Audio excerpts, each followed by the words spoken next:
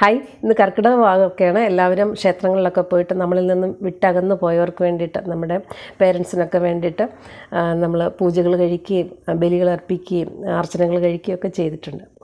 നമ്മുടെ കൂടെയുള്ള ജീവിക്കുന്ന, നമ്മുടെ കൂടെ നമ്മളോടൊപ്പമുള്ള പേരൻസിനെ നമ്മൾ എത്രമാത്രം സ്നേഹത്തോടെ നോക്കാമോ അത്രയും സ്നേഹത്തോടെ, അവരിൽ വളരെ കുറച്ച് ദിവസങ്ങളൊക്കെ ഉള്ളവർക്കൊക്കെ ഇനി അപ്പം നമ്മൾ എത്രമാത്രം അവരെ സ്നേഹത്തോടെ നമുക്ക് ചേർത്ത് നിർത്താൻ പറ്റുമോ അത്രമാത്രം സ്നേഹത്തോടെ നമ്മൾ അവരെ നമ്മുടെ കൂടെ തന്നെ ചേർത്ത് നിർത്താൻ ശ്രമിക്കുക.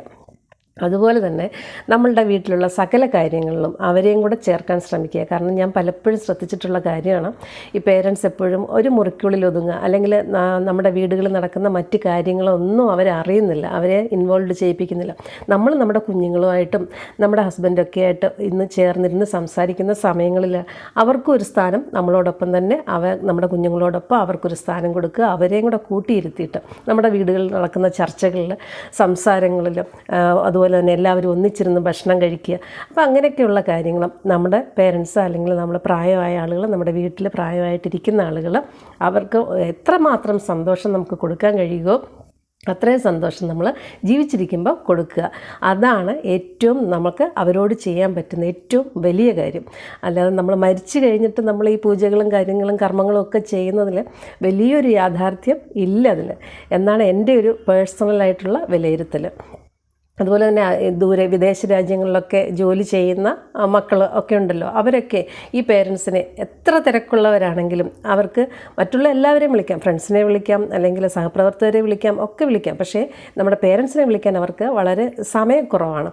അപ്പം അങ്ങനെയായി ഈ വിദേശ രാജ്യങ്ങളിലൊക്കെ ജോലി ചെയ്യുന്ന മക്കളുമാർ ഈ അമ്മമാരെ കുറച്ച് സമയം കണ്ടെത്തി അവരോട് കുറച്ച് നേരം സംസാരിക്കണം. അല്ലാതെ ഫോൺ എടുത്ത് വിളിച്ചുടനെ എന്നാ ഉണ്ട്, കഴിച്ചോ, അല്ലെങ്കിൽ മരുന്ന് കഴിച്ചോ, മരുന്ന് തീർന്നു, ഇത്രമാത്രം സംസാരങ്ങളിൽ ഒതുക്കുന്ന ഒരുപാട് ആളുകളെ ഞാൻ കണ്ടിട്ടുണ്ട്. പേരൻസൊക്കെ നമ്മുടെ അടുത്ത് ക്ലിനിക്കുകളിലൊക്കെ വരുമ്പോൾ നമ്മുടെ അടുത്ത് ഷെയർ ചെയ്യാറുണ്ട്. മക്കളുടെ വിളി മാത്രം ഓർത്തിരിക്കുന്ന ഒരുപാട് പേരൻസ് നമ്മുടെ നാടുകളിലുണ്ട്. കാരണം മക്കൾക്ക് വിദേശങ്ങളിൽ പോയേ പറ്റൂ, അല്ലെങ്കിൽ ഇവരിൽ നിന്നും അകന്ന് താമസിച്ചേ പറ്റുള്ളൂ, ജോലിയും മറ്റു കാര്യങ്ങളും ഒക്കെ ആയിട്ട്. എങ്കിൽ പോലും ദിവസവും നമ്മൾ കുറച്ച് സമയം അവർക്ക് വേണ്ടിയിട്ട് നമ്മൾ ചിലവഴിക്കേണ്ടതും ആവശ്യമാണ്.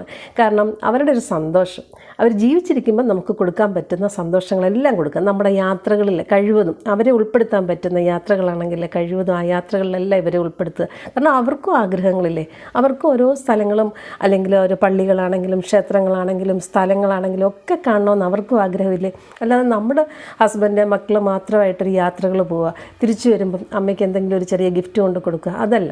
നമ്മൾ യാത്രകൾ പോകുമ്പോൾ വരാൻ താല്പര്യമുള്ള പേരൻസ് ആണെങ്കിൽ അവരെയും നമ്മുടെ ഒപ്പം ചേർത്ത് യാത്രകളിലൊക്കെ പങ്കെടുപ്പിക്കുക. അതുപോലെ അവർക്ക് എന്തൊക്കെയാണ് സന്തോഷങ്ങളെന്ന് കരുതി അവർക്ക് വാങ്ങിക്കൊടുക്കുക. അവർക്ക് അവരുടെ കൂട്ടുകാരുടെ അടുത്തോ അല്ലെങ്കിൽ അവരുടെ റിലേറ്റീവ്സിൻ്റെ അടുത്തൊക്കെ പോകേണ്ടടുത്തൊക്കെ അവരെ കൊണ്ടുപോവുക. അവർ ജീവിച്ചിരിക്കുന്ന അത്രയും സമയം അവർക്ക് സന്തോഷം കൊടുക്കാൻ നമ്മൾ ശ്രമിക്കേണ്ടത് ആവശ്യമാണ്. അതല്ലാതെ ഈ ബലിയിടർന്നു പോയിട്ട് പൂജകൾ അർപ്പിക്കുന്നത് കൊണ്ടോ ബലികളിടുന്നത് കൊണ്ടോ കാര്യമൊന്നുമില്ല. അപ്പോൾ അവർക്ക് സ്നേഹവും സന്തോഷവും എത്രമാത്രം കൊടുക്കാൻ പറ്റുമോ അത്രയും നമ്മൾ കൊടുക്കാൻ ശ്രമിക്കുക.